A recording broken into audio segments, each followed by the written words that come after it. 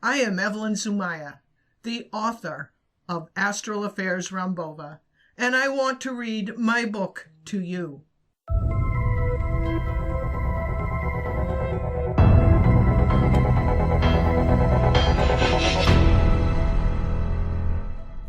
The story. Chapter 4. A Trance Meeting. 7 years earlier, January 1918, in a house in the rural outskirts of Detroit, Michigan, Georgewehner recalls, and I quote, "From the outside, the house looked dark and vacant. One would never dream of what was going on inside. This was managed so that no trouble might arise from the prying curious or the police. It is against the law to take money for such services, and at this seance a small fee was charged. At last, after wary knocks at the door, we were let in. The seance was being held in a room upstairs kept specially for the purpose. The meeting had already begun, for we were late.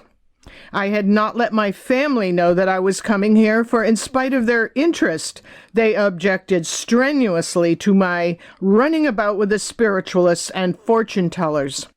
So in entering this forbidden house in this stealthy manner, I felt as oppressed early Christians must have felt when they crept into their meeting places in the catacombs. I shall never forget the moment when I entered that seance room, nor the strange impression it made on me at the time. A faint reddish glow spread dimly through a good-sized room, allowing me to see the vague outlines of people seated in two large semicircles, one circle within the other. A droning murmur filled the room and swept out into the hall. With bended heads, they were saying the Lord's Prayer. Into this roseate twilight I stole, and found a seat on a bench against the wall. After my eyes adapted themselves to the light, I saw before me against the opposite wall a cabinet, or sort of closet, hung with purple curtains. Someone appeared to be sitting within this recess, for 2 knees and 2 shoes protruded from the curtains, and from time to time a deep sigh issued from the spot. This, I later discovered, was a man who was developing materialization. In front of the cabinet and facing the semicircles sat Mrs. Tixier, the medium who conducted the development. When the prayer was finished, the seance sitters broke into singing a spiritualist hymn. All through this singing I had the most beautiful but fleeting glimpse of snow-white wisps of mist-like substance, which went floating swiftly through the room. Misty, half-formed figures emerged from the cabinet and appeared suddenly in the midst of the sitters, and some came gliding uncannily through the walls. A few of these wraiths showed remarkably clear features, but most of them were indistinct and full of ghastly holes caused by the lack of power to draw themselves a sufficient quantity of atoms from the medium and the sitters. None of them appeared to linger, but passed rapidly through the walls, ceiling, and floor, and many seemed to disintegrate in the air before our eyes. Everyone in the room did not see these manifestations with the same degree of plainness.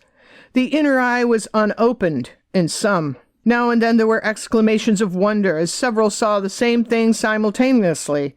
Some, no doubt, will think these people were hypnotized by Mrs. Tixier, or by themselves under repeated and strong suggestions.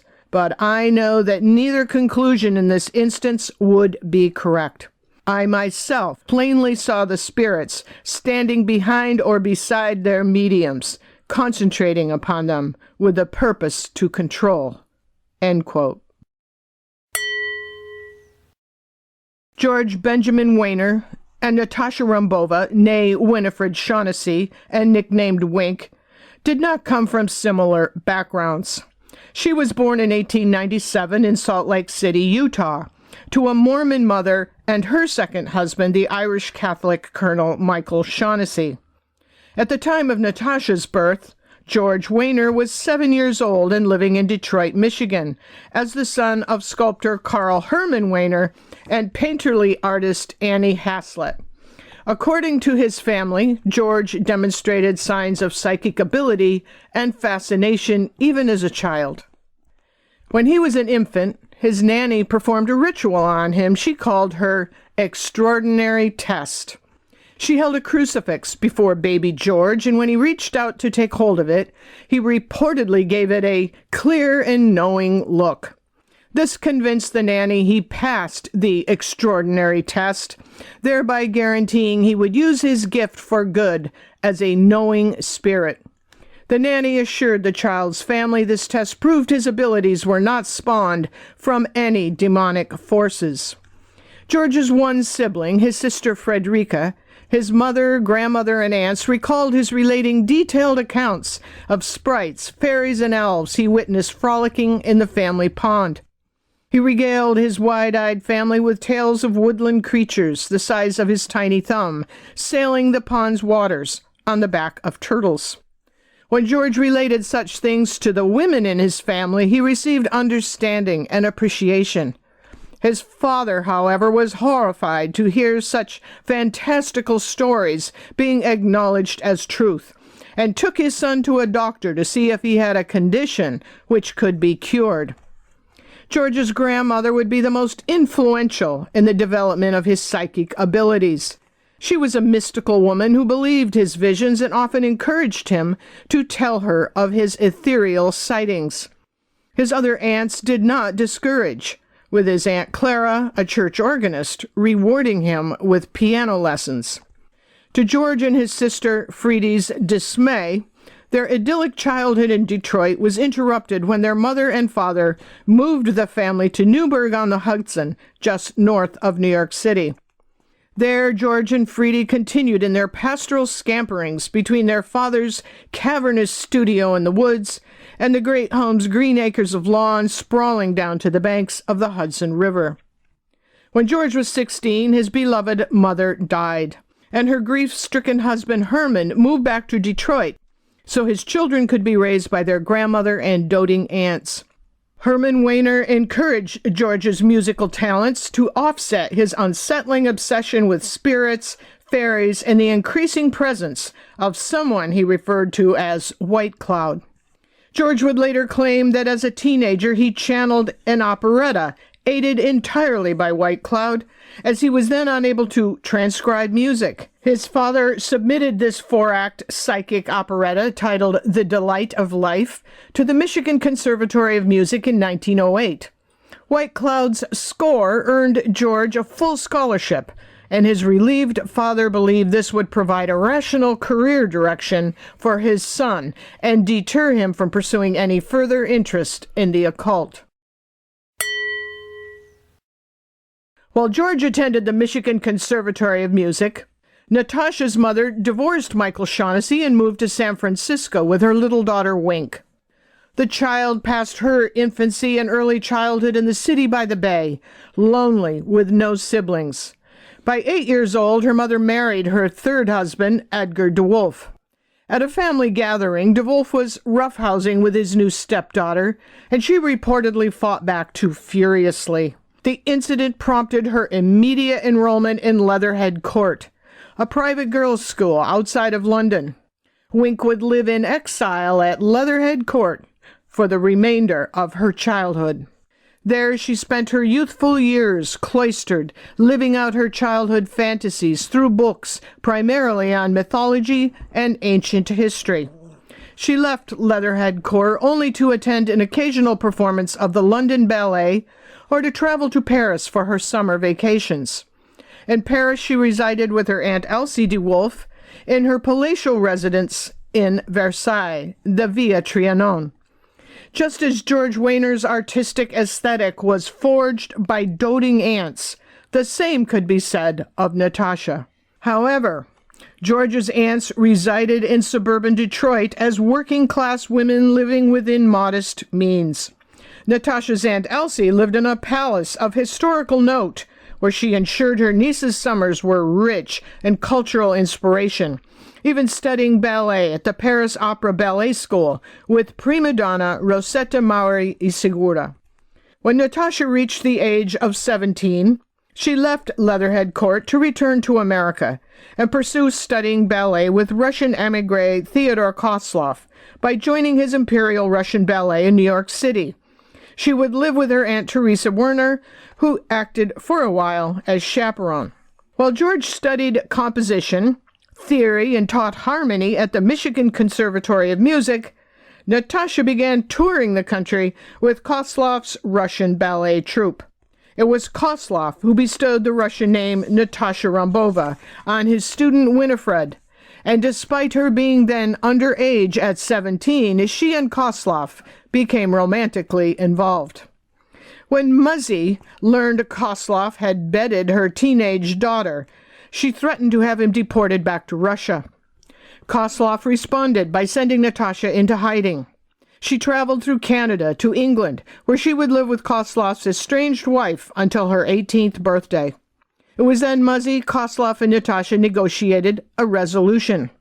Kozlov and his young lover Natasha would move to Los Angeles, where he would open a school of ballet, pursue a career in the movies, and collaborate with director Cecil B. DeMille.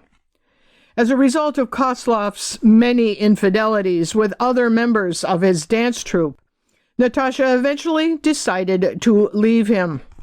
This proved to be a mission impossible, as Kozlov was possessive to a violent degree. Upon hearing of her departure, he shot her in the leg with a hunting rifle as she climbed through a kitchen window to make her escape.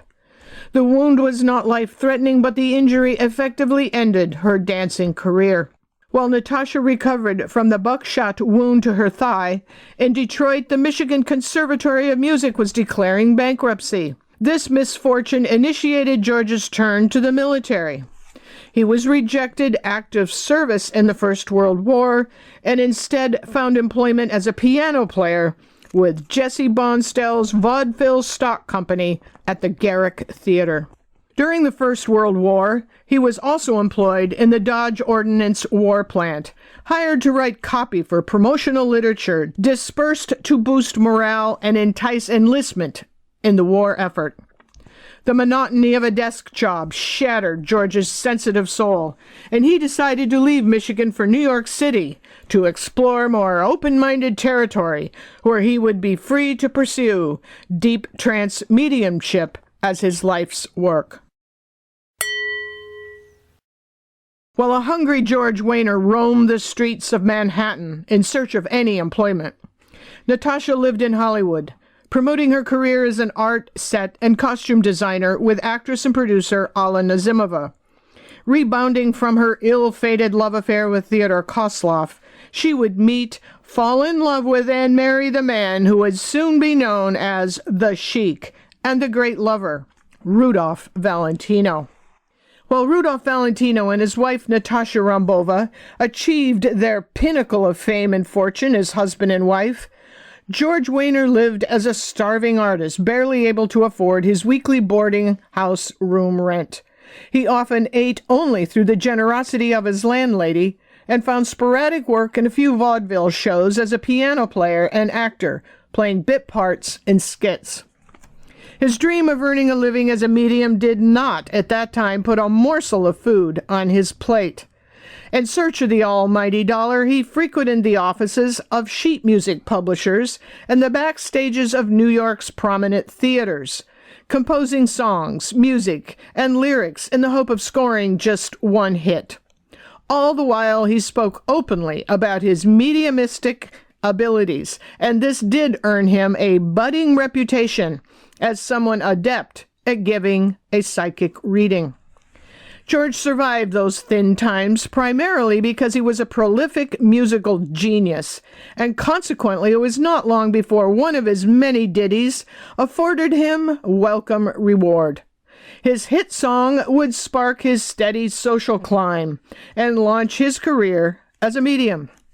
In 1921, George collaborated with fellow songwriter Louis Breau to write the lyrics for I Want My Mammy.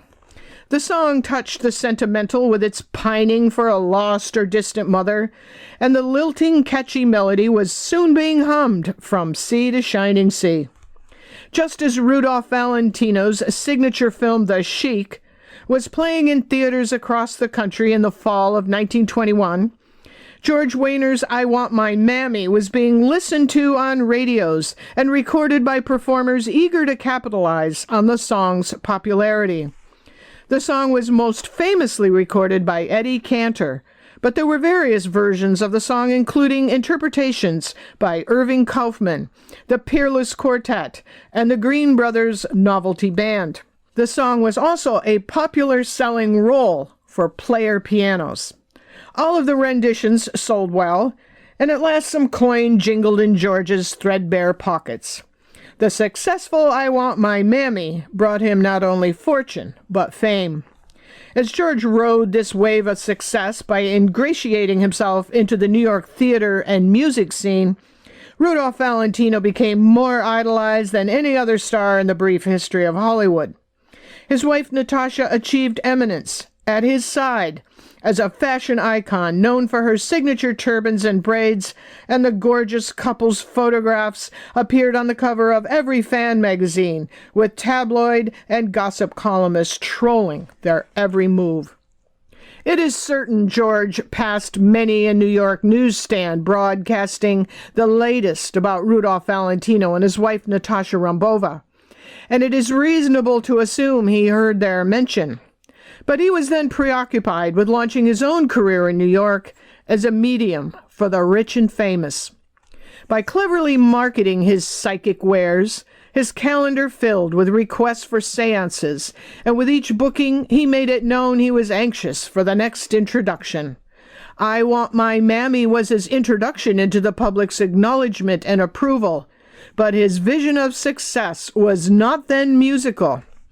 He dined with Dorothy Benjamin Caruso, Enrico Caruso's widow, conducted seances for movie stars Doris Kenyon, Broadway actress Amelia Bingham, actresses Minnie Maddern-Fisk, Janet Beecher, Mrs. Harry Bamberger, and many members of the American Society for Psychic Research. Besieged by calls for psychic readings and seances, George's dreamed-of career took off. The timing of his successful self-promotion was flawless. Seances were then considered entertaining after-dinner activity, and this soon translated into his comfortable Manhattan lifestyle. Perhaps his success was in great measure due to a shrewd inclusion in his seance process. He knew most of his clientele were also involved in the increasingly popular theosophical movement. What better way to gain their attention than to expound upon the one subject of which they were already avid devotees? In his role as medium, George would not only be conducting seances, but acting as point man for the founder of theosophy, Helena Petrovna Blavatsky. He soon claimed she was one of his spirit guides, and White Cloud would be sharing the duties from the astral plane. George's professional affiliation with theosophy and this deceased Russian woman provided him with a winning combination, a fait accompli, and earned him the unwavering devotion of a faithful following, most notably Natasha Rambova. Chapter 5. The Dead Russian Woman. When Helena Blavatsky died in 1891, she was world-renowned as the founder of the Theosophical Society and traveling with an entourage of scribes and scholars, one of them being her secretary, Claude Falls-Wright. Blavatsky spent her life psychically channeling lengthy arcane doctrines she alleged were revealed to her from etheric master guides, or Mahatmas. This is the method she used to write her life's manifesto, The Secret Doctrine, which became the Bible of theosophists championing her work. The tenets of her theosophical thought were far from dogmatic and never constituted a religious practice. She based her teachings and writings on a broad analysis of religions and spiritualism, while searching for commonality in all aspects of the religious experience and cosmic order. Blavatsky's cosmically expanded history of humankind was unique in that it provided an intriguing new aspect to religion, the occult. This appealed to the religiously disenfranchised as well as to the spiritualists. Blavatsky left a flourishing world organization of theosophical societies whose focus at that time included occult practices. Her original design was to found theosophy as a synthesis of all religions, occult beliefs, philosophies, and mystical practices throughout the world. However lofty her aspirations, her philosophies became the subject of controversy, and some were eventually rejected when it was alleged her discussions of the hierarchy of race contributed to Nazi ideology. The emphasis on the occult in Blavatsky's doctrines would wane over the years and eventually be eliminated from theosophic doctrine. However, in 1925, Blavatsky's word on such subjects as the astral plane, communication with the dead, and the construct of the afterlife were still integrated within her theosophic tradition. This became the focus of Georgewehner's seances. He alleged he was born on Blavatsky's birthday and claimed his father experienced a vision of her importance in his son's life. It seemed predestined George would adopt Blavatsky as an influential spirit guide. George's process as a medium allowed for the presence of several spirit guides to speak through him. Every member of his cast of the discarnate, including White Cloud and Helena Blavatsky, held their unique role, such as Frank, who before his death was George's friend in Detroit. Frank was a musician in his earth life, and it was his spirit who whistled before George went into a trance. There were also lesser guides, gypsies, deceased relatives, and even historical figures. Yet throughout most of George's life, it was White Cloud who dominated his seance process and acted as host by summoning and introducing spirits during a seance. This was the case when White Cloud introduced Helena Blavatsky, or HPB, as he referred to her. From her first introduction, HPB became George's preeminent spirit guide. By the time he began conducting seances for natacharambova, Muzzy, and the Bamberger Circle of Saturday Nighters, White Cloud's role seemed primarily to summon H.P. Blavatsky. For this reason, George encouraged his clientele to study theosophy and pursue this as a meaningful adjunct to his seances. He befriended and cultivated relationships with the prestigious members of the New York Theosophical Society and utilized his seances to advance the study of Blavatsky's doctrines. Many of his messages from the other side were lectures on theosophy delivered in the voice of its founder. In this way, George convinced those studying Blavatsky's secret doctrine. They were communicating with HPB, and she was speaking directly to them via his body, which he vacated for her use by means of a deep trance. With White Cloud making the introduction, HPB did not disappoint, and left her audiences of sitters in George's seances sated, not only with mystical messages from the astral plane, but with esoteric wisdom. By early 1926, George was conducting several seances a week for Natasha, in which he imparted no small amount of theosophical doctrine directly from the movement's founder. From the understanding of Zen and Buddhist practices to levitation and telepathic communication, no subject seemed out of his Blavatsky-inspired boundaries.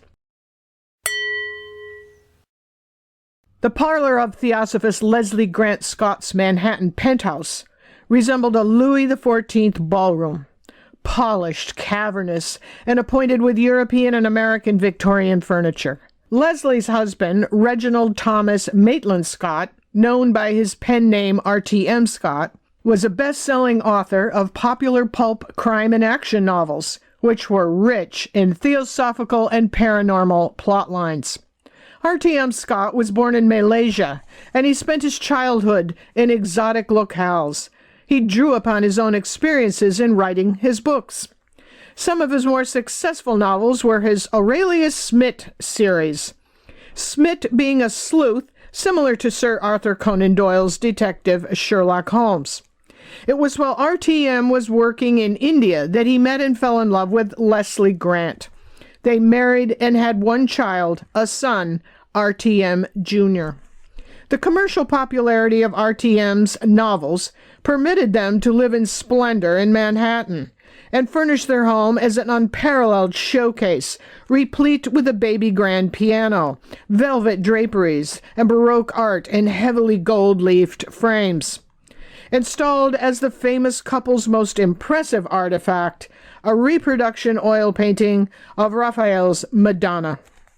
RTM and Leslie Grant Scott were influential members of the New York Theosophical Society, and Leslie revered as a high-ranking scholar. The focus of her expertise was Blavatsky's secret doctrine, and for this she was known as a prestigious instructor. It was logical Natasha would seek out Leslie Scott to further her theosophical education. When Leslie began mentoring Natasha, she and her husband RTM were hosting regular seances conducted by Georgewehner. It was during one seance in the Scots parlor, attended by Natasha and other Saturday nighters, when George stunned the sitters with a prophecy. As the last refrains of the Lord's Prayer were being said, George sat, mouth gaped, tongue thrust forward, eyes closed, his head rolling left to right. Leslie, RTM, and their guests sat in silence, waiting for George's whistling to begin. And then that moment of silence before White Cloud would begin his introductions. In this seance, White Cloud made no introductions, but instead began recounting a scene he seemed to be witnessing by saying, "The great man on boat falls in the water." George sways in his chair as the sitters lean forward, wondering what he could be talking about. White Cloud speaks louder. "Mr. Wright is in the black water. They turned the boat away." White Cloud gasped in the darkened room, calling out, "Crocodiles." Leslie Grant was seated a few feet away from George when she heard the name Mr. Wright, and knew to whom White Cloud was referring.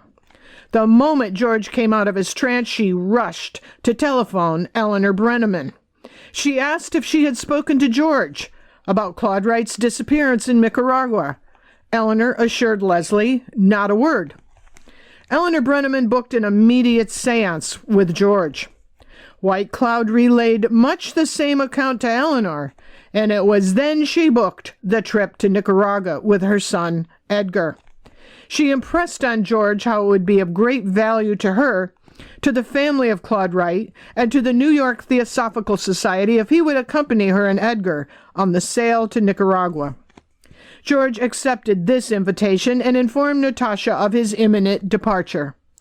Hearing the unwelcome news, she lamented, "I shall be sick with worry, George. You are not suited for such primitive adventure." "Natasha," George reassured, "I am all the adventurer required for such a journey. You are not to worry, as that might compromise the spiritual nature of my work for Eleanor." "Then you will agree to accompany me to France with Aunt Teresa when you return?" "Of course, Natasha. We shall sail for France." The truth was, George would worry about Natasha because he knew she still grieved Rudy's absence. He witnessed her despair upon hearing her mother's account of how Rudy paid a visit to the chateau over the Christmas holiday. Muzzy spared her daughter no detail as she relayed how Rudy spent time alone in the bedroom he shared with Natasha at the chateau, and how he laid his head on her lap and sobbed. Throughout, Natasha remained outwardly resolute.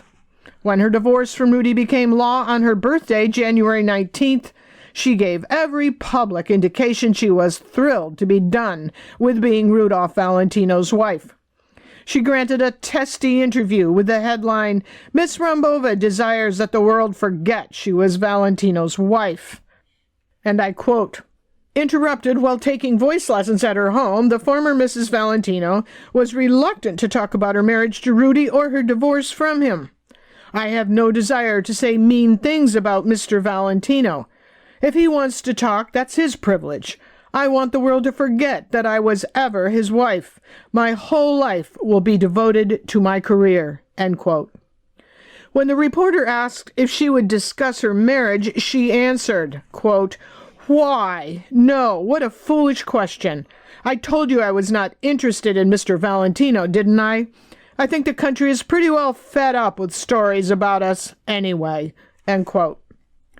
During that winter of her discontent, Natasha promoted her stage ambitions by appearing in a production of the play The Purple Vial, which opened in theaters in New England in January. On February 8th, the short thriller opened at the Palace Theater in New York. The drama was referred to as a playlet and received reviews which more often than not were reports on the status of her marriage and divorce. In nearly every theater where The Purple Vial opened, management arranged to show one of Rudy's movies. This infuriated Natasha, and she refused to appear on stage unless another movie was shown. In Hartford, Connecticut, the theater billed a showing of Cobra until Natasha intervened with her ultimatum, quote, "I'll not appear in this theater on the same program with one of my husband's pictures. You either change the picture or get another vaudeville act." End quote. Despite her full schedule and promising stage career, it was with trepidation Natasha said goodbye to George when he left for Central America with Edgar and Eleanor Brenneman. She knew the voyage could benefit a prestigious member of the Theosophic Society, and she was as eager as anyone else who attended the prophetic seance to see what George could discover about the mysterious disappearance of Claude Falls Wright. She resigned to counting the days and weeks until the end of March when George would return.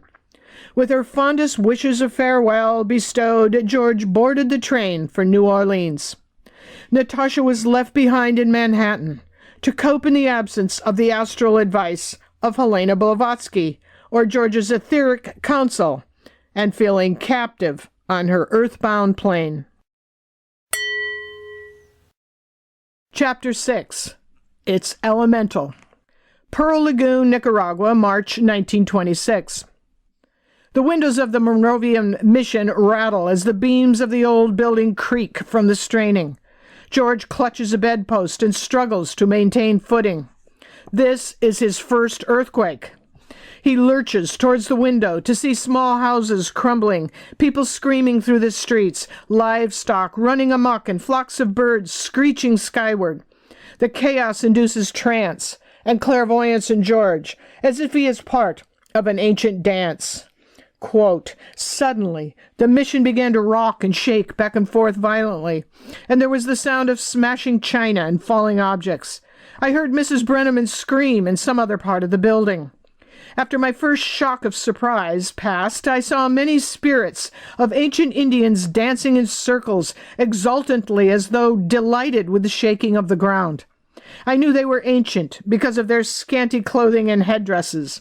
And malignant-looking elementals appeared among them, waving their arms and legs and rolling about on the ground, as if in malicious glee." End quote. George wonders if these elementals caused the earthquake in retaliation to the appearance of the white people. Had the Brennemans and his presence in Pearl Lagoon instigated this catastrophe? That very afternoon, Eleanor, Edgar, and George embark on their return to New York, departing amidst the earthquake's devastation. They board a small banana freighter headed back to New Orleans, with George calming a frightened spider monkey perched on his shoulder. The seas to New Orleans were rough, and George would attribute his surviving the awful ordeal to the grateful monkey, who recovered quickly to entertain him throughout. In New York City, Natasha did not fare well in George's absence. She was still besieged by prying press, and still close in thought to Rudy, with time not healing the wound. Snide columnists filled their column inches with insinuation and snarky comments about her, while sharing the latest scoop on Rudy's nightlife and his dates with some of Hollywood's most beautiful movie stars, most notably Paula Negri. Natasha grew anxious with the news, and her bitterness in coping was apparent to those around her. Rudy's popularity was raging, women clamoring for his arm, and his blockbuster film, The Eagle, opening to stellar reviews. Natasha tried and failed to keep her mind off the sore subject. By March, Rudy had returned triumphant to Los Angeles to prepare for filming The Son of the Sheik, and it was obvious to Muzzy, Aunt Teresa, and Georgewehner that Natasha was still very much in love with her ex-sheik. They also believed he was still in love with her.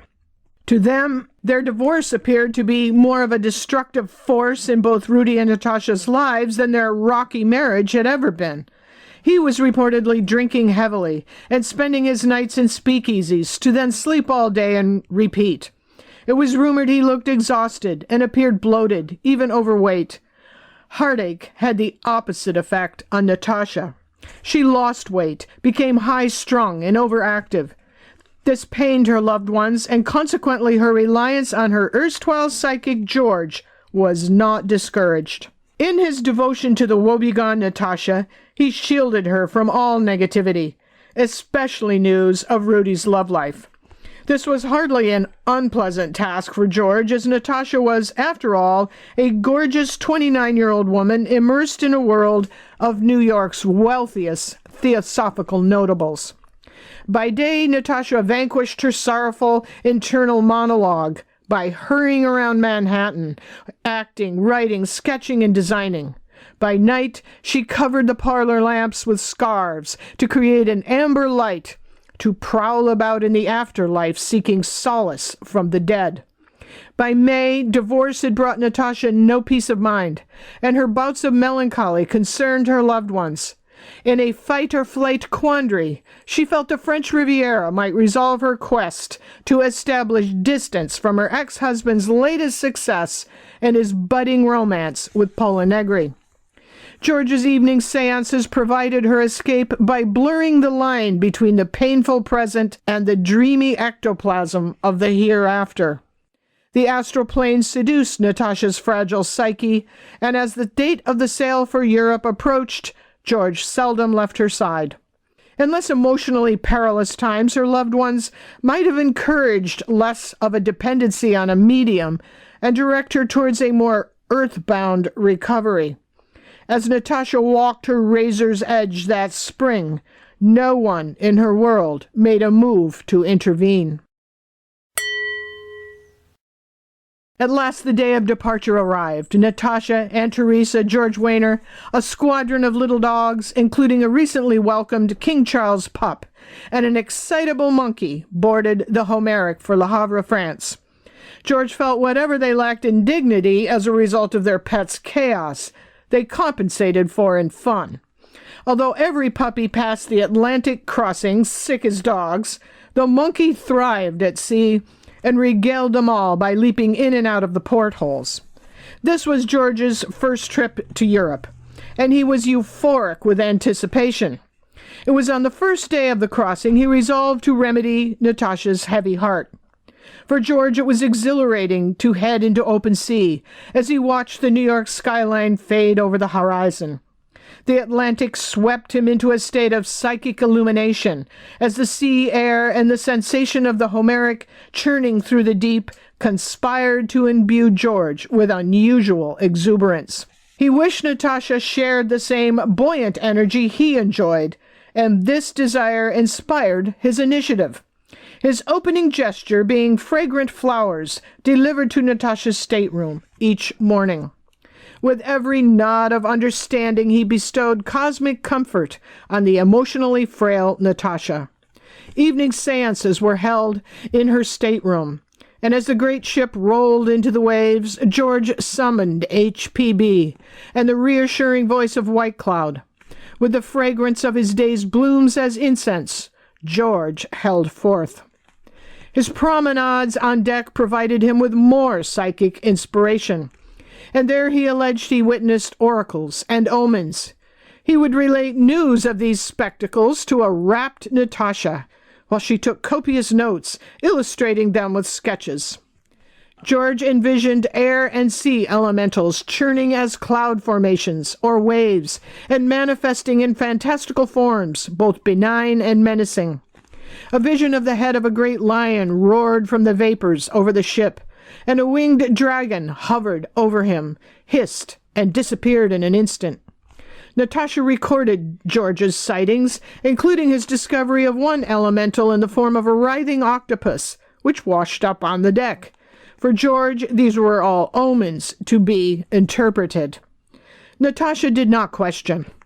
Although she was a believer and his scribe, she was not unaware George might be altering his reports depending on her mood.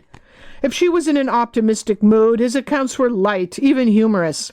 If she was gloomy, he delivered sermons of sympathy and empowerment, assuring her these sea elementals were a positive portent of a new phase of her life. All happiness awaited. Throughout George's transatlantic mediumship, the voice of Helena Blavatsky continued speaking with Natasha. HPB advised her to rise into the realms of higher vibrational thought patterns and focus on her lessons in Buddhism, Taoism, and the theosophist synthesis of it all. By the time George debarked to set foot in France with Natasha and Teresa in the menagerie, he felt secure in his summer residency on the Côte d'Azur. Natasha would not be far away from him. Morning, noon, and moonlit Mediterranean night. He had handily won over the matriarch Muzzy and her sister Teresa, but he had yet to meet Richard Hudnut. Convincing the Hudnut patriarch of his otherworldly powers might prove more challenging. Muzzy welcomed George to Paris as if he were visiting royalty, and by the time they settled into their rooms at the Hotel Majestic on the Avenue Kléber, she was already informing her friends in Paris and on the Riviera all about the young American medium's arrival. Quote, "Now began a period rich in psychic experiences with earth-bound souls, and with memory pictures glimpsed in the astral light of old palaces and chateaux at Versailles, Fontainebleau, the lovely district of the Loire." End quote. George's first European experience was all the more pleasurable, as Natasha at last seemed content. This was most apparent when visiting her Aunt Elsie de Wolf. Natasha walked the familiar echoing halls in the aromatic gardens of her Aunt Elsie's Via Trianon, and appeared to join the living. The Via Trianon had been her summer home throughout her lonely childhood at Leatherhead Court, and those childhood memories revived her in joyful reception. Aunt Elsie de Wolf hosted a grand soirée for her visitors from America, where they dined on pheasant while chatting with French cultural elite under the chic striped canvas awnings of the Via Trianon's terraces.